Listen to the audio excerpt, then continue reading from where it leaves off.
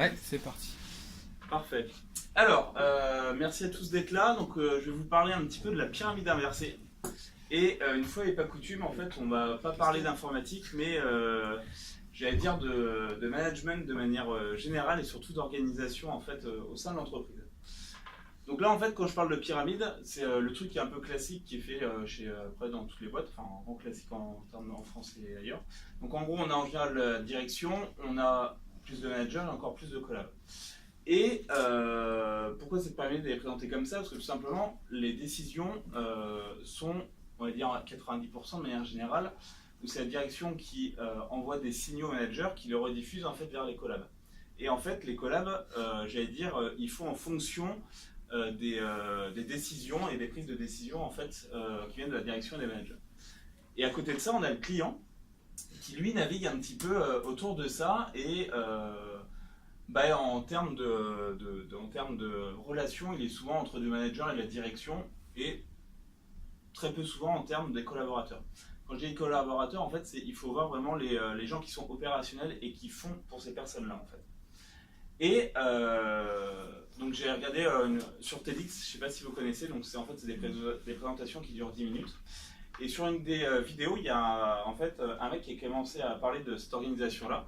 Et en fait, il était à la base, en fait, il était dans l'opérationnel et il était sur une unité qui marchait vraiment bien. Et il y a cette direction qui lui a demandé est-ce que tu voudrais pas être manager? Et ce mec-là, en fait, il a dit pourquoi pas, mais en fait, moi je voudrais quand même rester opérationnel parce qu'il aimait beaucoup ce qu'il faisait. Et il s'est retrouvé qu'au bout de 2-3 mois, en fait, il ne se retrouvait pas du tout dans ce qu'il faisait, en fait. Parce que voilà, il était un peu largué, c'est pas ça qui le passionnait.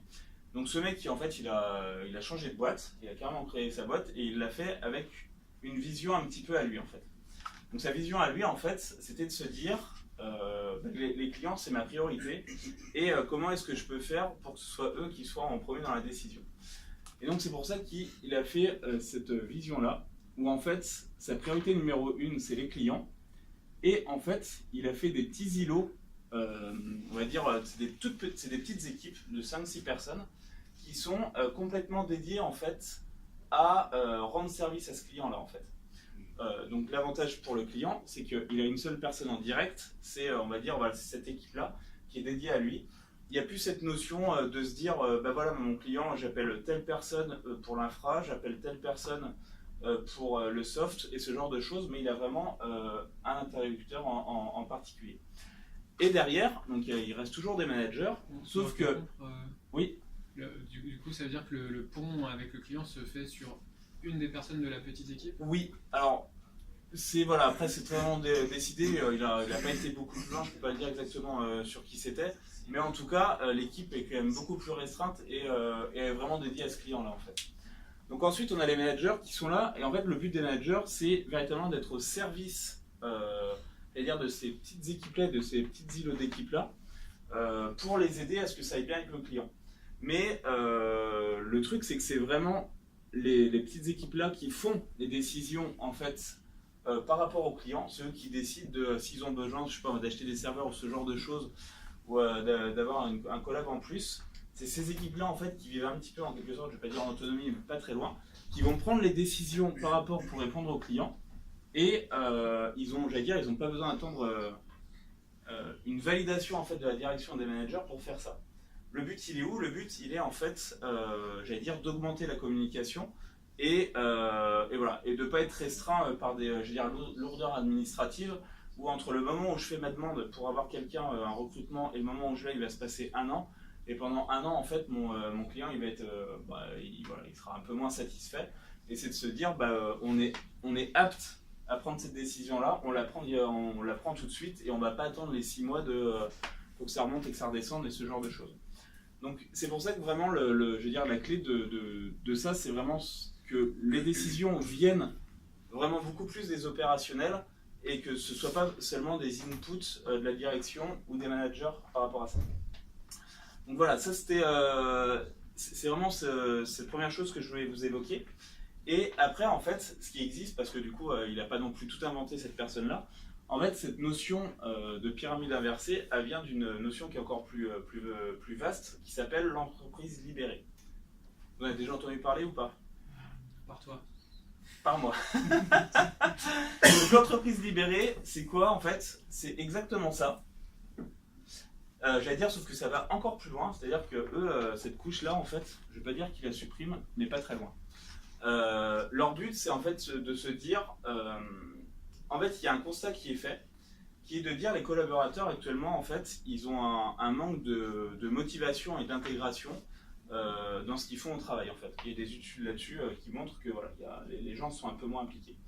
Et une des raisons, c'est que le collaborateur, en fait, il ne se sent pas totalement impliqué dans ce qu'il fait, et j'allais dire, il n'en comprend pas le sens, il ne comprend pas vers où ça va, et donc, voilà, il y a une sorte de démotivation. Donc, une des réponses possibles, c'est pas la meilleure, je vous indiquerai les risques qu'il y a derrière, c'est de leur dire, j'allais dire, investis-toi, et enfin, en tout cas, je te laisse les moyens de prendre les décisions qui vont faire que dans ton travail, ça va aller mieux, ou que tu vas travailler mieux. Et j'allais dire, je te laisse, si tu as envie de t'impliquer dans, je sais pas, dans une partie de ta recherche et autres, tu es apte à prendre ta décision, à aller là-dedans. Donc c'est véritablement laisser cette décision-là au niveau des opérationnels, j'allais dire, pour que eux fassent le travail encore mieux. Dans la réalité, ce qui est vrai, c'est que c'est les opérationnels qui savent comment ça se passe, et j'allais dire, c'est également eux-mêmes qui seront forcément le plus aptes à se dire, pour que ça aille mieux, moi je sais tout ce qui me bloque dans mon travail actuellement, et pour que ça aille mieux, moi je propose de faire ça, ça, ça et ça. Et c'est pareil, autant avant il fallait remonter, enfin avec ce système-là où il y avait une notion de faire valider par le manager ou autre, là s'ils décident que ça aille mieux, en fait, il y a vraiment cette décision de je prends la décision, et j'y vais en fait. Du coup, chacun fait ce qu'il veut, ou Alors, comment il y a une cohérence? C'est justement, donc c'est là où il y a cette, ça c'est la volonté finale, c'est que chacun est un petit peu indépendant et travaille en équipe. Il y a un cadre à mettre par rapport à tout ça. Donc après c'est de l'autorégulation, c'est-à-dire qu'il y a des systèmes qui sont mis en place au niveau des entreprises pour se dire dans quel cadre on travaille et comment on prend ces décisions-là. Sachant que le but final, il reste quand même à ce que chacun est apte à prendre cette décision-là. Après, c'est pareil. Après, les équipes, elles se regroupent entre elles. Et j'allais dire, ça reste des entreprises capitalistes, dans le sens où elles sont là pour gagner de l'argent. Donc, il y a également une notion de, on s'est défini cet objectif-là en commun pour faire avancer l'entreprise. Est-ce qu'on les a atteints ou pas? Donc, il y a quand même cette notion-là. Donc, il y a un cadre général qui est formulé et qui est organisé entre elles, qui est à suivre. Mais qui formule ce cadre? Comment? Qui formule ce cadre? C'est autorégulé. C'est-à-dire que c'est l'équipe, et c'est là toute la difficulté d'une entreprise libérée, en fait. C'est là toute la difficulté, c'est qu'il faut arriver à mettre en place ce cadre-là. Donc l'équipe est capable de savoir ce qu'il faut pour l'entreprise, pour gagner de l'argent, la rentabilité, ça justement, ça c'est plus on va... à 5 ans, tout ça, l'équipe, ils peuvent le faire. Ça. La réponse, elle est oui. Elle est que c'est un travail qui est à faire. Et effectivement, ça vient pas du premier temps. Mais c'est de se dire que ces connaissances-là, il faut aussi les inculquer, j'allais dire, dans chaque personne. Et il faut que chaque personne ait conscience de ça, en fait. Évidemment, je vais dire, si des choses qui s'apprennent et qui se décident, en fait. Mais oui, tout le monde est apte à comprendre qu'il faut être vraiment un peu un 5 ans, qu'il faut qu'on se décide vers où on va aller et comment on y va. Mais si chacun est conscient, en fait, le but c'est de se dire que si tout le monde est conscient qu'on va vers là, tout le monde va y mettre du sien, il va comprendre pourquoi on y va et va même être force de proposition, encore plus. Après, il y a un truc qui est assez, dans tout ce que j'ai lu et autres, c'est quelque chose qui est assez pervers dans cette organisation-là. Donc j'allais dire, dans l'esprit, ça a l'air, c'est super chouette et il y a quand même je trouve que c'est, en tout cas moi je suis convaincu absolument par ça. Il y a une chose qui est très pervers, c'est que, si je vous donne un exemple, en fait, il y a une entreprise donc, qui est passée de l'entreprise classique à l'entreprise libérée. Et sur cette boîte-là, quand ils sont passés sur ce système d'entreprise libérée, il y a une personne sur 7 qui a démissionné suite à cette modification-là. Pourquoi elle a démissionné? Parce qu'en fait, il y a une pression interne entre chaque collab qui est très forte. Dans le sens où, j'allais dire, tout le monde est garant de l'objectif final. Et tout simplement, j'allais dire, on se pousse tous à aller encore plus loin et à aller s'améliorer. Et j'allais dire, s'il y a un vilain petit canard dans cette entreprise-là, en fait, la pression, elle est, j'allais dire, voilà, il y a un peu tout le monde qui met cette pression-là potentiellement sur cette même personne. Enfin, quand j'ai eu ce chiffre, j'ai trouvé ça assez énorme, mais c'est pas étonnant. J'allais dire, quand on passe sur ce genre d'entreprise-là, si j'allais dire, on enlève enfin voilà, un des buts, c'est aussi potentiellement de virer les managers, puisque pour que ça aille plus vite et tout ça. Mais j'allais dire, la gestion de la pression, la gestion des responsabilités, forcément, elle est déversée vers les personnes aussi. Donc il y a cette dimension-là qui est enlevée. J'allais dire, quand il y a le poids des responsabilités et le poids de la décision, en général, ça va ensemble. Là, clairement, ça passe de l'un à l'autre. Et j'allais dire, il y a ce côté-là aussi qui rentre en jeu. Et c'est ce qui fait, ce qui amène un petit peu cet effet pervers. Ça veut dire que c'est pas compatible avec tous les profils de personnes. Non, fait, finalement. Clairement pas. En fait, c'est clairement, il faut... Alors, dans tous les bouquins que j'ai lus, il y a des usines entières, j'allais dire, des mecs qui travaillent à la chaîne, ce que je veux dire par là, c'est qu'il n'y a pas la notion de... j'allais dire, comme dans notre société où c'est quand même souvent des bac plus 3, bac plus 5, enfin, d'un certain niveau, quand on arrive sur des usines, ça se fait. Il faut que ce soit une volonté, pour que ça fonctionne, il faut que la volonté elle soit, j'allais dire, du collaborateur à la direction. S'il y en a une de ces strates-là qui n'a pas envie de le faire, ça sert à rien d'essayer en fait. Enfin, forcément, ça va se péter la gueule en fait. Parce qu'il faut que tout le monde avance dans cette même direction. Mais ce que je veux dire, c'est que oui, c'est plus une volonté plus qu'autre chose en fait. Mais si les gens ont envie de s'investir dans ce mode-là, il n'y a aucune raison que ça ne fonctionne pas. Ça marche dans l'industrie, ça marche dans la santé, ça marche dans l'informatique, ça marche dans l'énergie. Il y a plein d'exemples de sociétés qui sont passées sur ce mode d'entreprise libérée et qui fonctionnent très bien. Aussi bien des petites boîtes que des grosses boîtes. J'ai vu des boîtes qui sont à plus de 10 000 personnes sur lesquelles ça fonctionne. Donc c'est un truc de fou. Il y a un exemple, c'était très marrant. C'est qui cette boîte ? Je l'ai plus, c'est une boîte américaine. Il faudrait que je relise le bouquin pour la voir. Il n'y a plus de président, quoi. Si, ça veut pas dire qu'il n'y a pas de président. Ce qu'il faut voir, c'est ça. C'est que le président, il est là, j'allais dire... représentant. Ouais, mais alors c'est plus qu'un représentant. C'est quand même qu'il peut aussi initier et j'allais dire impliquer. C'est pas lui qui a la dernière... Ce qu'il faut voir, c'est que c'est pas forcément lui qui a la dernière décision. Mais il peut être un garant, j'allais dire, de réflexion globale vers où on va aller. Il peut quand même challenger les personnes là et ce genre de choses en fait. Ça veut dire qu'il n'y a plus de hiérarchie.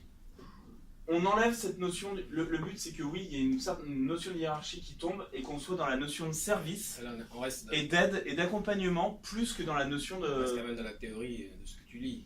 Dans la réalité... Dans la réalité ça marche. Applique-le chez Yoga par exemple. Prends un exemple.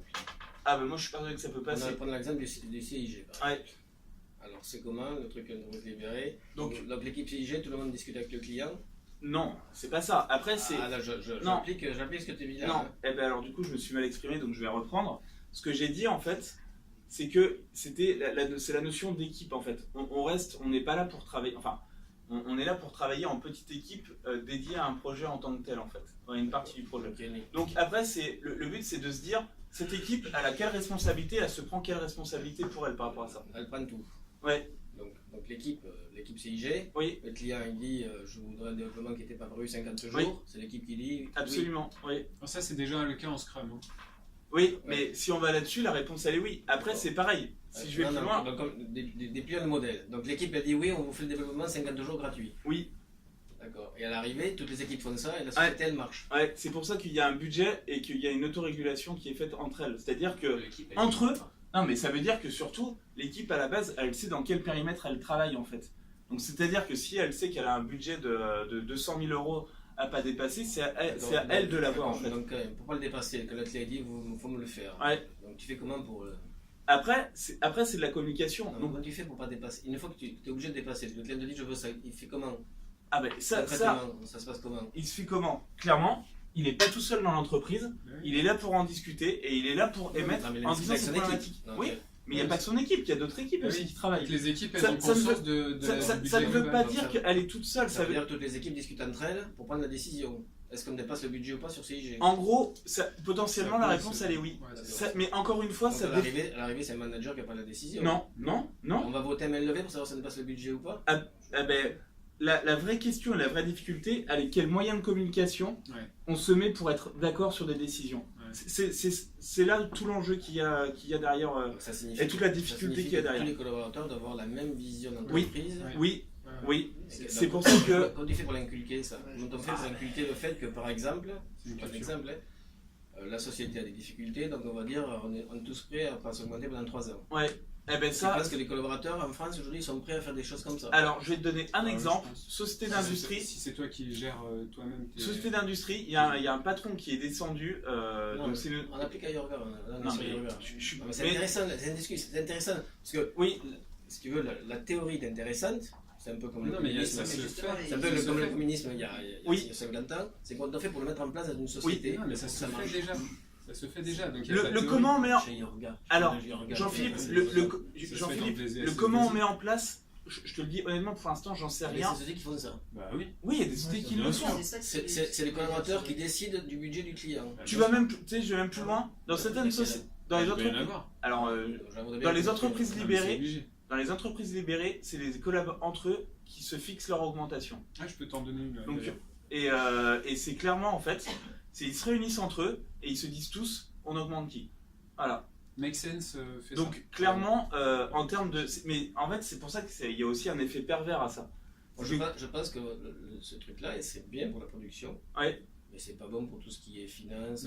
Make sense la question alors ils gèrent ça très bien. La question elle est plutôt que c'est pas bien, elle est de se dire que c'est un point particulier et de comment est-ce que c'est géré. J'ai pas de je sais pas comment on fait, j'en sais rien. Moi c'est pas je me pose la question à chaque fois que je lis ça. Ils sont bien mignons, ils font ça et comment ça se passe. Sauf qu'il y a des réalités et que ça existe et qu'il y a des boîtes qui... Je vois pas l'intérêt. Autant je vois l'intérêt pour la prod, d'être bien dans son boulot. L'intérêt il est où? L'intérêt est de se dire que si j'ai toutes les billes, je peux décider. S'il me manque 50 000 € pour raison X ou Y, si je prouve au reste, si je arrive à prouver au reste que c'est important et qu'on va tous y gagner à ce que j'investisse ces 50 000 €, il y a rien de plus... c'est quelqu'un qui croit à son projet forcément, qui sera le meilleur vendeur et qui pourra le vendre. Et s'il y a les autres qui sont effectivement dans la hiérarchie, et c'est là où c'est intéressant. Mais tu reviens quand même dans un comité direct. À un moment donné, quand tu présentes ton projet aux autres, non. Laisse-moi finir, tu sais pas ce que je vais dire. Bah si. C'est quoi, vas-y, qu'est-ce que je vais dire? À un moment ou un autre, tu reviens toujours à faire des personnes qui vont se réunir. Quand tu vas présenter ton projet à toute la boîte, pour 50 000 €, il y a bien une décision qui va être prise. Tu sais que, mais donc c'est bien un comité, même si c'est l'ensemble des gens, qui vont prendre la décision.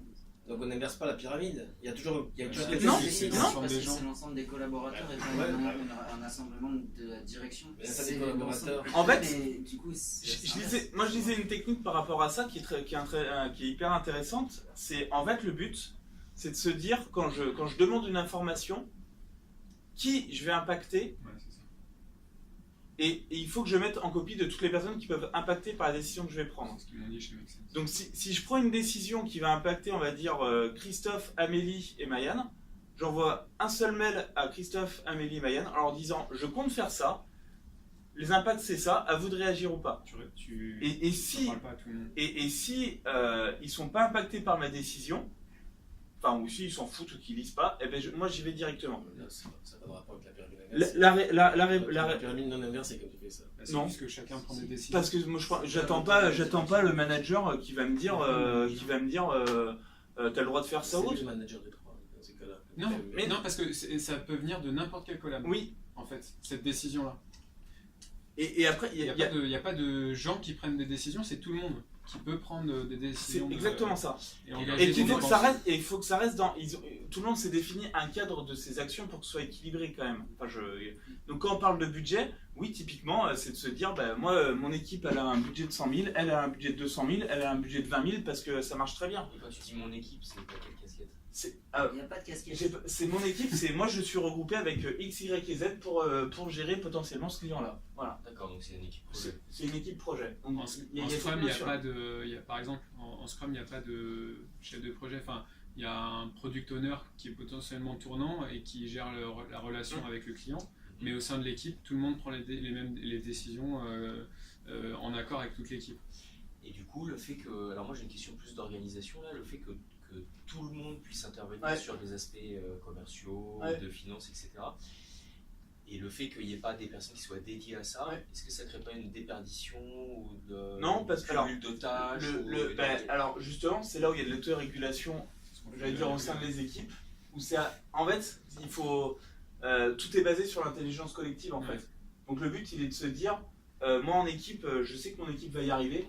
Jean-Philippe a des compétences en finance que moi j'ai pas, et ben s'il est dans mon équipe, je vais utiliser ses compétences à lui et je vais faire confiance à lui. Par contre, s'il va dans une autre équipe, peut-être que par rapport au reste de l'équipe, il sera nul dans la finance et que c'est un autre membre de l'équipe qui va le prendre. Donc ce que je veux dire par là, et donc en fait tu recrées des profils au fur et à mesure, oui, et le but c'est de se dire... Tu as plein de petites startups quoi. C'est exactement ça. C'est ça, mais qui doit être défini. Ce que je veux dire, c'est que le terme startup... Et pourquoi c'est plus efficace d'avoir, je sais pas, par exemple en finance, d'avoir dans chaque équipe une personne qui va faire ça plutôt qu'il y aura parce que cette personne-là, elle va pas faire que de la finance, et qu'elle va aussi se rendre compte de la réalité du client, et parce qu'elle sera dans la production avec ces personnes-là, qu'il y aura ça. Et après, de toute façon, je finis juste le truc, c'est que s'il y a, j'ai besoin, par exemple, on parle d'expert comptable ou ce genre de choses, donc il y a un service très particulier, là c'est à l'équipe de faire appel à ce service-là qui va l'aider à accomplir sa mission en fait. Mais il y a cette notion de se dire, évitons toutes les strates possibles, limitons-en à un maximum. Si j'ai besoin des services particuliers, j'en fais appel. Voilà. C'est un vrai truc, c'est que oui, je vais faire appel à ce service particulier parce que je n'ai pas les compétences forcément dans mon équipe. Mais essayons au maximum que l'équipe ait un maximum de compétences pour répondre à la production, à l'opérationnel pur et dur en fait. Donc après c'est pareil, lui je sais que quand il présentait sa vidéo, il disait toute la partie administrative, moi ça me faisait chier, ils avaient quelqu'un qui était ici et qui s'en occupait, il déléguait tout ça en fait. Ce qu'il faut bien voir, c'est que l'entreprise libérée, c'est un... Donc ça rejoint ce que Jean-Philippe, c'est dans la prod, c'est pour la prod, mais après tu as les équipes experts des activités transverses. Moi ce que je pense, l'équipe finance... Non mais ça donne des engagements personnels beaucoup plus importants. Parce que tout le monde est responsable. Pour la prod, ouais. pas pour mais pour tout le monde. Mais après, en fait, faut pas limiter en fait. C'est là où je veux en venir, c'est que l'entreprise... En fait, c'est plus un concept sur lequel on va, on essaie d'y tendre. Et après chacun s'adapte en fait. C'est pour ça qu'on dit que... la DV, par exemple prenons la DV. La DV, faire les factures. Tout le monde fait de la DV partout. Tout le monde fait des factures chez vous là chez Make Sense, je sais pas, je connais pas tous les détails par projet, donc je connais pas les détails. Ils gèrent chacun et ils se filent les clés entre eux de comment tu fais d'une facture et voilà, mais après en fait, tu prends l'expérience. Non mais ça va plus loin parce que surtout quand il y a ça qui est mis en place, c'est que de toute façon il n'y a pas de clé qui dit bah voilà tu t'organises exactement comme ça et ça va fonctionner. Tout est sur mesure systématiquement, donc c'est à inventer en fait. La manière, il y a l'esprit qui est le but de dire tous les collaborateurs doivent avoir les clés pour faire modifier et faire avancer. Ça, c'est une réalité. Et donc, il faut aller jusqu'au bout en se disant que c'est pas forcément cette partie-là qui va être au courant de tout et qui va prendre les décisions finales dans ce qu'il fait actuellement. Mais c'est comment est-ce qu'on se construit pour que ça avance par rapport à ça. Donc après, il y a une construction, il y a des moyens de communication, il y a des moyens de décision qui sont à prendre en compte. Mais comment chacun, on peut arriver à être acteur de ça en fait. Donc c'est une construction qui est à faire, qui est spécifique à chaque entreprise et dans ce que j'ai lu, c'est marqué systématiquement. Il y a jamais d'étape recette à miracle. Comment ? Pourquoi c'est mieux ? Alors, parce que c'est plus efficient. En fait, le mieux, qu'on soit bien clair, c'est ce que... C'est une croyance. Parce que c'est vachement mieux. C'est expliqué. Alors, donc je reprends le premier truc. Le but, il y a un état de fait actuellement qui dit que les collaborateurs ne sont pas impliqués et ne se sentent pas épanouis. Enfin, on va dire, voilà, il y a dans leur métier actuellement, et que ça, c'est une possibilité parce que si les gens sont impliqués, si les gens croient et ont envie de faire encore plus agrandir l'entreprise, forcément, ils seront plus efficaces dans le sens où ils vont en faire encore plus, ils seront en plein dedans en fait. Et il y a cette notion-là qui joue. Oui, mais concrètement, donc ça résout. C'est juste pour répondre à la problématique de trouver. C'est pas juste. Ça part du postulat que tu penses que les mecs seront plus épanouis si on leur donne les clés, mais il y a des tas de gens qui n'ont pas envie d'avoir les clés. Hein. C'est pour ça d'où quand je te dis que ça c'est pas fait par tout le monde. Ça c'est une réalité. Et c'est pour ça qu'effectivement, il y a des boîtes, quand ils passent là-dessus, il y en a qui se cassent parce que ça leur correspond pas. Et c'est une réalité aussi. Je dis pas que c'est. Chez nous aussi. Hein. Comment? Chez nous aussi. Oui, mais Jean-Philippe, si on prend de la hauteur et qu'on se dit. En fait, c'est des idées, des concepts. Voilà, cherchez le mot. C'est des concepts. Donc après, les boîtes, ça veut pas dire. Je suis pas en train de dire que c'est pas une solution qui marche partout et c'est pas une solution, la solution idéale. Par contre, c'est un concept qui a à se dire à l'intérieur de ça et moi que je trouve très intéressant.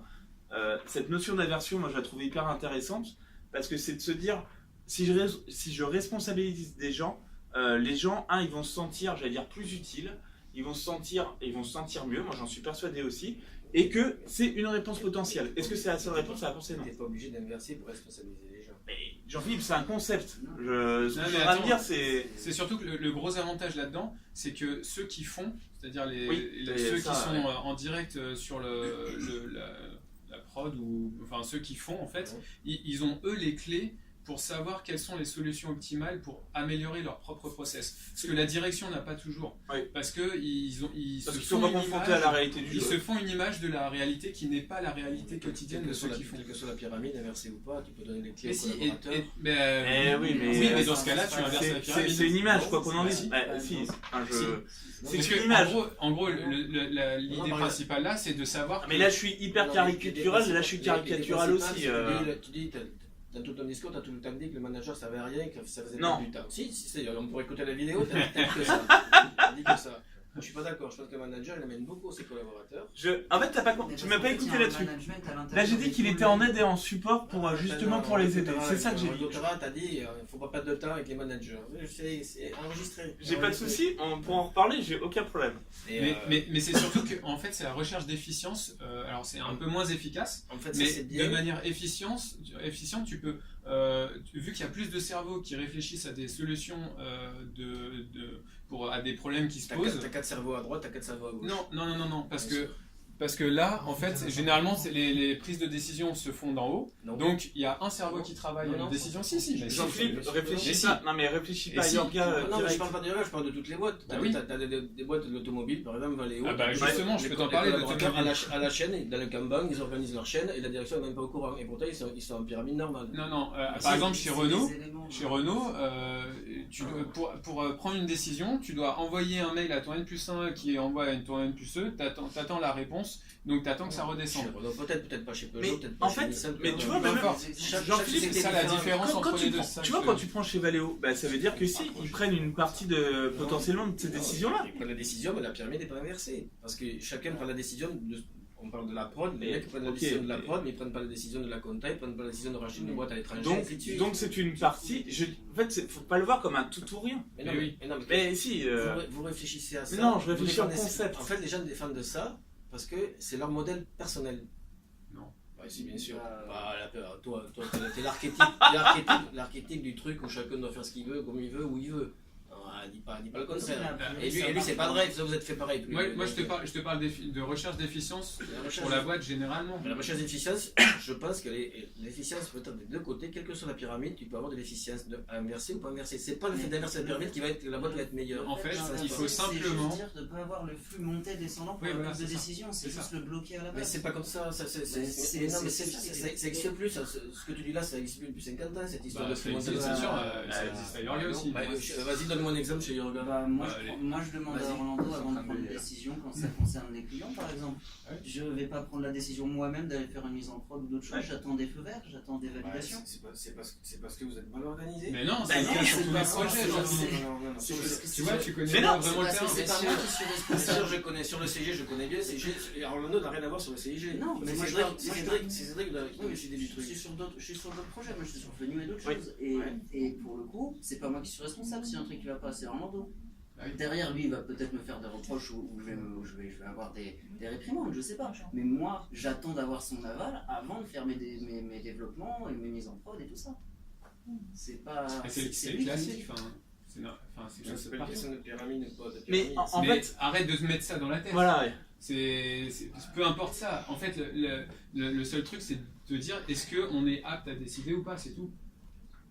Je pense qu'il y a des tas de gens qui sont aptes et des tas de gens qui ne sont pas aptes. Non, mais après, pardon, je me suis mal exprimé. Pas apte à décider, mais que tu as les capacités de le faire. Pour les clés pour que tes décisions aient un impact. Mais je reste persuadé que. Est-ce que j'ai les moyens de le faire? Prise de décision, il y a certainement plus de gens qui n'ont pas les capacités que de gens qui ont les capacités. Alors, cette pyramide-là, c'est la pyramide de Maslow, elle est naturelle. Non, il y a rien. C'est pas du tout la pyramide de Maslow. Ça revient à ça, elle est naturelle. Non, pas du tout.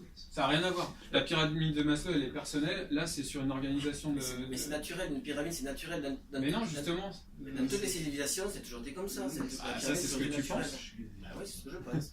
Bref, vous pensez un truc, moi j'en pense un autre. Ah bah oui, mais c'est le droit. Mais je pense pas que. Non, mais quand vous présentez ça, on a l'impression que c'est l'avenir, c'est le bien. Ah non, bah écoute ce que j'ai dit, j'ai pas dit ça.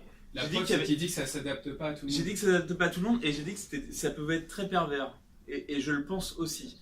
Et comment on y passe, moi j'en sais rien. Ça c'est un concept qui existe depuis 100 ans et qui est pas émergé partout. Donc c'est qu'il y a certainement des choses qui sont à regarder derrière. Sinon ça se ferait partout. Mais moi ce que je suis persuadé, c'est qu'il y a des bonnes choses à prendre là-dedans et que la question elle est de se dire qu'est-ce que j'ai envie de faire et comment je les mets en place. Et que moi la notion de responsabiliser et la notion de responsabiliser les collaborateurs qui pour moi et enfin des opérationnels, arrêtez de dire collaborateurs, des opérationnels, de comment je les responsabilise, comment je leur donne la capacité de décider, c'est une vraie question. Moi j'y crois beaucoup à ça. Déjà aujourd'hui. Mais Jean-Philippe, je te parle pas forcément. Je parle pas d'ailleurs, je parle de toutes les boîtes. Eh ben non, moi j'en suis pas sûr. Parce que moi, pour moi, c'est responsabiliser parfois sans donner les moyens de faire changer les choses. Et moi ça, je le pense. C'est pas tout blanc tout noir. Mais dans les deux sens, Jean-Philippe. Non mais là c'est blanc ou noir. Non mais oui, mais c'est des caricatures. C'est un carré qu'il faut faire. Jean-Philippe, c'est forcément des caricatures que je donne, et j'allais dire tant mieux, parce que ça prouve justement que ça porte à discussion. Évidemment que c'est pas tout comme ça ou tout comme ça, je suis d'accord avec toi, mais en tout cas... Le bouquin, c'est Reinventing Organization. Faut que tu lises Reinventing. Il a déjà les références. Lis-le, et après on en reparle. En fait, la vraie solution, c'est un carré, d'accord. Non, la vraie solution, c'est de s'organiser. Mais là, on parle en théorie, c'est pour ça, c'est surtout ça qui est important de se souvenir. On parle en théorie. On peut avoir des exemples pratiques, et Cédric en a donné, mais il ne faut pas tout de suite, il faut le calquer sur le réel, parce que ça prend du temps, il faut le réfléchir, comme disait. Alors, il y a deux choses. Non, mais attends, parce que c'est pas bête, parce que là, quand tu fais une pyramide inversée, t'as toujours une pyramide. non mais attends, oui, je rigoler, mais c'est sérieux. Et si tu la réinverses une deuxième fois? Non, mais ça veut dire que t'as plein de mecs qui sont au-dessus à la limite d'un mec. Ouais. Mais si tu fais un carré, ça met tout le monde ou un rectangle, tout le monde à la même. Donc on est d'accord. Ah non, c'était plus enregistré. Nous les corps sur là du tout. Bah si, on est d'accord. On part de là, on va là, voilà, on a le losange. Et là on collabore tous ensemble. Mais non. Et non, la vraie question elle est de se dire comment est-ce qu'on arrive à ça. Donc, le prochain comité de pilotage du CIG, vous débrouillez tout seul. Ah non, mais alors, en fait, ce qui est très bien, Jean-Philippe, tu m'as pas écouté jusqu'au bout. J'ai dit que le but c'était d'avoir justement des personnes qui avaient des compétences qui étaient là pour aider les gens à ce que ça aille bien. Et ça, moi j'y crois énormément. L'aide et l'accompagnement, j'y crois à fond. Donc potentiellement. Comment ? C'est ce qu'on appelle un manège. Oui, mais sauf que. Ça va rien. Non, putain, mais il faut me saouler. J'ai jamais dit ça en fait, c'est ça qui me saoule. La question elle est de se dire quelle marge de manœuvre je laisse aux collaborateurs et jusqu'où je suis prêt justement, j'allais dire, à décharger des responsabilités et faire de la délégation là-dessus et d'assumer ce qu'il y a jusqu'au bout en fait. Il y a cette notion là. Est-ce qu'on est prêt à tout lâcher? Actuellement, dans 90% des boîtes, la réponse elle est non. Et c'est un état de fait. En gros, ça veut dire on peut tous être et manager et opérationnel. Et après, il y a aussi des gens qui sont plus ou moins aptes à pouvoir le faire, et c'est des compétences, et comment tu fais émerger tout ça. Mais c'est cette question-là qui est remise. Enfin, je trouve que c'est ça qui est poussé de manière très forte en fait. C'est bien. Merci beaucoup. Voilà. Très intéressant. Bon, allez, hein, du coup, il y a d'autres à dire. C'est bon, le troll est parti, on peut continuer. Comment? Non, il est 2h. Putain, il est 2h10 quand même. Tu disais un quart d'heure. Ouais. Bah, normalement, je l'avais dit même pas. Merci Cédric. Allez, hein. Si vous voulez des infos, j'ai pas